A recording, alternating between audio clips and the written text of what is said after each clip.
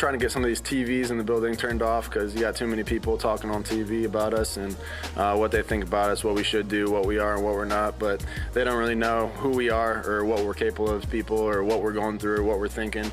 It's just the outside viewers looking in. And so, yeah, tunnel vision, earmuffs, and just come to work every day and try to get better and get back to what we know we're capable of doing. That's Mitchell Trubisky talking to reporters on Wednesday once the TV's turned off in Halas Hall. And look, I think I know what he was trying to do, and it was kind of, I don't want to say tongue-in-cheek, but look, it always bugs me when football players or coaches get mad because those of us who are paid to observe and comment on what we see observe a bad team and comment on how badly the team is performing. How dare we acknowledge the obvious, Chris? So, look, I don't think it requires a PhD in high-level fandom to understand that the Bears stink right now. I don't know what Mitch Trubisky wants people to say. They're great. They're just misunderstood. Right. They're getting screwed by the refs. No, they stink. Yeah, no, there's no doubt about it. And he himself is going in the wrong direction this year. The offense has been horrible. The defense is still really good, but they haven't been as dominant because the offense is so bad this year. They're out there every fourth play of the game, so they wear down eventually. So it's not a good look. And I understand them not wanting turn the TVs off, do that thing, or change the channel. Yeah, there's a lot of teams that do that, especially when they're struggling. I mean, I've been a part of that. I can remember a year in Tampa where we were struggling, and John Gruden was walking out of the cafeteria and turned the TV off because he just didn't want to hear it. I think the NFL Network was on at that time, or whatever it may be.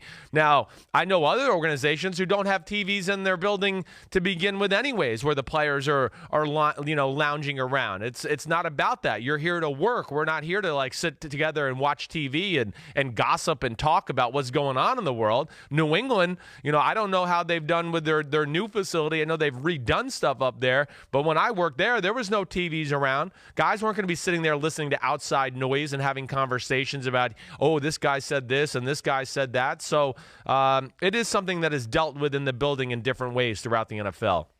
And I'd like to try to articulate a basic rule of thumb that I had never really thought about before. Yeah. I think if a team is being criticized undeservedly, they use that noise as motivation. Yes. When a team is being criticized for good reasons, that's when you just don't want to hear it because they're right.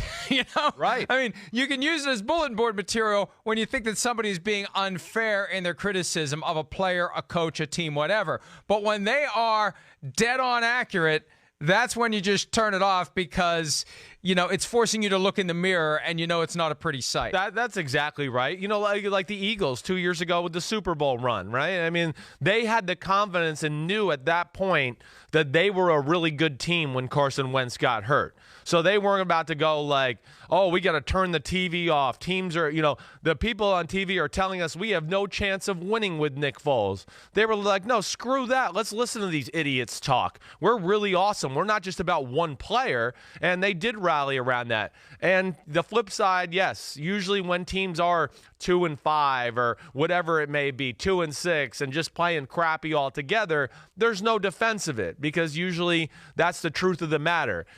Players haven't played well. The coaches have messed up in certain situations. Their schemes haven't been good, whatever it may be. And that's when it doesn't become motivation at all. It becomes, let's not listen to the outside noise. Let's not start fighting each other because of the outside noise and see if we can rally together just by let's get better here in the building and practice and get on our P's and Q's and cross our T's and dot our I's and all that crap. Now, with all that said, can the Bears turn it around? Do you see anything there that gives you hope that what Mitchell Trubisky is saying is accurate and that they know the team better than the rest of us and that they are going to find a way? I mean, it feels like they're 0-8. They are 3-5. Yeah. They did win 3 in a row, and they got a Lions team coming to town that has found a way more often than not to lose games that maybe they should have won this year. Well, I feel like it doesn't really matter who they play. Every game's going to be close because their offense isn't capable of blowing anybody out of the water. So, and I don't really have the confidence that their offense is going to come through really at this point in late game situations to win football games. And what's scary too is even when they do come through, let's just say, and get a lead, we've seen here this year where the defense is too exhausted at that time to hold the lead down anyways. Whether it be the Raiders game in London, that's the one that jumps out to me more than anything. But I look at their schedule and just go, man, okay, they're, the Lions, the Giants, the Lions again. Those are teams that I could say, yeah, they could beat them, but they could very easily lose because their offense is capable of laying an egg. There's still no identity. And then when you talk about Chiefs, Vikings, Green Bay, Dallas Cowboys, and Rams, I go, no, those teams are better than the Chicago Bears. And it's going to take a defensive pick six or a fumble or a short field or things like that for them to win those type of games, in my opinion. Yeah, and here's the problem. The NFC has so many great teams this year. Right. They're going to have to run the table or come damn close to it if the Bears want to get back to the playoffs. 7-1, yep. I think, minimum. 9-7 is probably not going to get you in the NFC this year. No. And they've got the Vikings and the Packers in their own division. And they got the Packers again this year.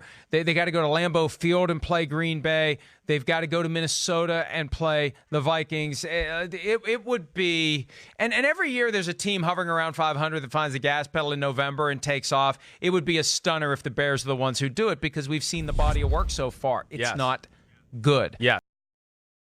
Hi, I'm Mike Tirico, and thanks for watching. Make sure to hit subscribe for the latest news and highlights from NBC Sports.